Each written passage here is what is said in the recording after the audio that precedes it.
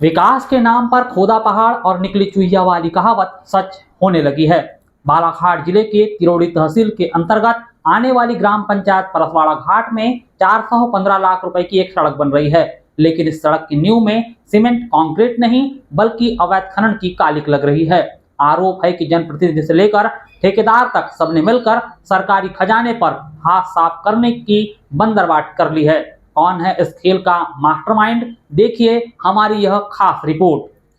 पूरा मामला 5.30 किलोमीटर लंबे परसवाड़ा घाट सावरगांव हथौड़ा सड़क मार्ग के निर्माण से जुड़ा हुआ है। इस सड़क में तय मानक और अनुमति को ताक पर रखकर अवैध तरीके से मुरुम का खनन कर उपयोग किया जा रहा है। सबसे चौंकाने वाली बात यह है कि इस पूरे खेल में जनपद सदस्य और ठेकेदार की मिलीभगत नजर आ रही है। मई 2026 में इस सड़क का भूमि पूजन हथौड़ा में हुआ था। कार्यक्रम में क्षेत्रीय विधायक गौरव सिपारधी मुख्य अतिथि थे। उनके साथ इस कार्यक्रम में जनपद सदस्य मनोज बोपचे भी मौजूद थे।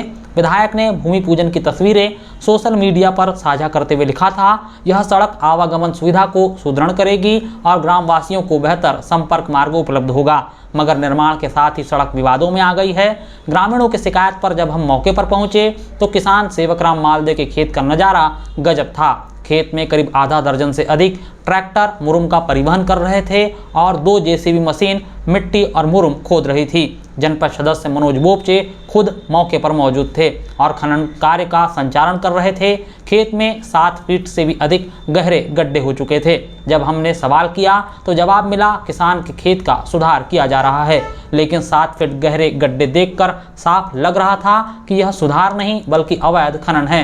इसी मुरुम को ट्रैक्टरों में भरकर परसवाड़ा घाट हथौड़ा सड़क निर्माण में डाला जा रहा था। इस मामले में सबसे गंभीर पहलू यह है जनपद सदस्य की भूमिका। सड़क निर्माण का भूमि पूजन करने वाले विधायक गौरव सिपारधी के कार्यक्रम में मौजूद जनपद सदस्य मनोज बोपचे पर सीधा आरोप है कि वह खुद अवैध खनन करवा रहे थे। ग्रामीणों का आरोप है कि ठेकेदार मोतीलाल राय और जनपद सदस्य की मिलीभगत से यह अवैध खनन हो रहा है। सरकारी सड़क के नाम पर सरकारी पैसा लिया जा रहा है, लेकिन निर्माण सामग्री अवैध तरीके से किसान के खेत से निकाली जा रही है। जहां सड़क बन रही है वहां पर 114 ट्रैक्टर ट्राली मुरुम किनारे में रखा था, जबकि इससे भी अधिक संख्या में मुरुम बिछाई जा चुकी थी। इस अवैध खनन की शिकायत तहसीलदार गीता राहंगडाले से दूरभाष पर की गई तो वह आउट ऑफ सिटी थी। उन्होंने तिरोड़ी थाना पुलिस को सूचना देने की बात कही। वहीं खनिज निरीक्षक शुभम बोपचे ने बताया कि वह लांजी में हैं। तहसीलदार की सूचना पर तिरोड़ी थाने से एक सहायक उप निरीक्षक और एक आरक्षक मौके पर पहुंचे, लेकिन तब तक सभी ट्रैक्टर और दोनों जेसीबी मशीन मौके से हटाई जा चुकी थी। खेत में सिर्फ गहरे गड्ढे और मुरुम के निशान बचे थे।